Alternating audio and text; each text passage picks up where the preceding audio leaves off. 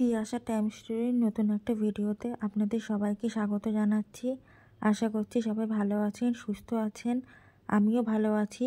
আর last ভিডিওতে আপনাদের সাথে শেয়ার করেছিলাম যে চিড়িয়াখানায় গেছিলাম, চিড়িয়াখানা বন্ধ ছিল। আরসালানে গেছিলাম, আরসালানে ভিড় ছিল। তো তারপরে কিন্তু সারা কলকাতা ঘুরে আমরা চলে এসেছি চায়না টাউনে। চায়না টাউন তো সবাই জানেন, বেলেঘাটাতে। তবে আমি কিন্তু ফার্স্ট টাইম এলাম। তো এটা যেহেতু চায়না টাউন, চাইনিজ খাবার বেশি ভালো পাওয়া যায়, তো সেই জন্য চাইনিজ খাবারই কিন্তু আমরা অর্ডার দিয়েছিলাম। আর রেস্টুরেন্টের ভেতরে অ্যাম্বিয়েন্সটা কিন্তু ভীষণ ভালো, বেশ ভালো ভিড় ছিল। আর প্রথমেই যেটা চাইনিজ খাবার বলতে মাথায় আসে ফ্রায়েড রাইস আর চিলি চিকেন। তো আমরা কিন্তু ফ্রায়েড রাইস আর মিক্সড ফ্রায়েড রাইস আর চিলি চিকেনই অর্ডার দিয়েছিলাম। তো কোথাও গেছি, ছবি ভিডিও না করলে তো আর হয় না, তাই বসে বসে একটু ছবি তুলছিলাম, ভিডিও করছিলাম। চোখ মুখের অবস্থা ভীষণই খারাপ, যেহেতু সারাদিন এদিক ওদিক ঘোরা হয়েছে।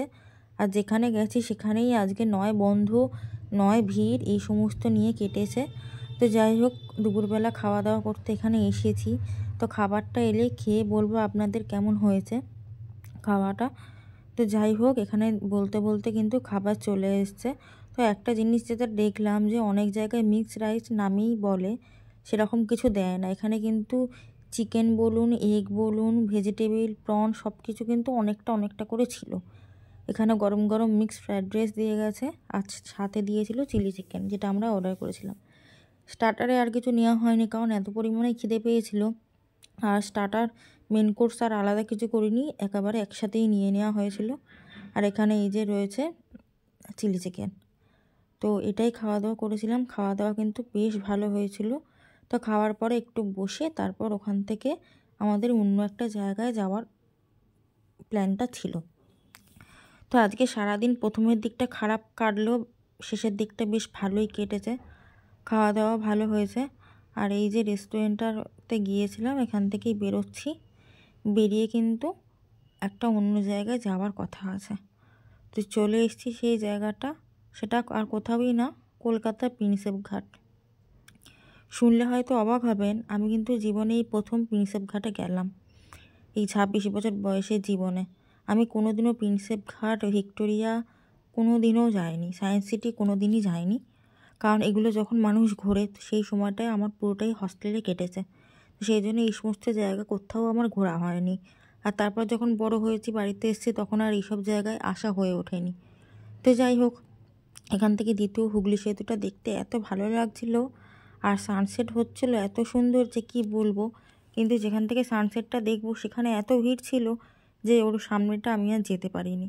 তো চারিদিকের পরিবেশটা আমার এত ভালো লাগছিল, লাইফে ফার্স্ট টাইম এলে যা হয়। হাওড়া ব্রিজ দিয়ে যখন যেতাম প্রিন্সেপ ঘাট দেখতে পেতাম, কিন্তু কোনোদিনও আসিনি, আসা হয়ে ওঠেনি। তো এই প্রথম গেলাম, বেশ ভালো লাগলো, চারিদিকটা বেশ সুন্দর। আর এরম নৌকাগুলো যাচ্ছিল, নৌকাগুলো দেখতে খুব ভালো লাগছিল।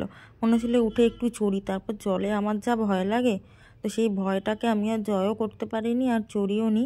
তো অন্য সবাই চড়ছিল, সেগুলোই দেখছিলাম। আর সন্ধে সন্ধে হয়ে এসছে, বেশ ভালো লাগছিল গঙ্গাটা। তো তারপরে এখানে কিছুটা সময় কাটিয়ে তারপর চলে এসেছি স্টেশনে। আর প্রিন্সেপ ঘাট থেকে বারুইপুর আসার একটা ডিরেক্ট ট্রেন আছে, তো ওটা করেই ফিরবো। তো আজকের দিনটা কিন্তু সকালবেলার দিকে ভালো না কাটলেও বিকেলবেলা, সন্ধ্যেবেলাটা বেশ ভালোই কেটেছে। ভিডিওটা কেমন লাগলো অবশ্যই জানাবেন। দেখা হবে খুব তাড়াতাড়ি পরের একটা ভিডিওতে। ততক্ষণের জন্য সবাই ভালো থাকবেন, সাবধানে থাকবেন, আর আমার সাথে থাকবেন। আর ভিডিও কেমন হচ্ছে অবশ্যই কমেন্ট করে জানাবেন।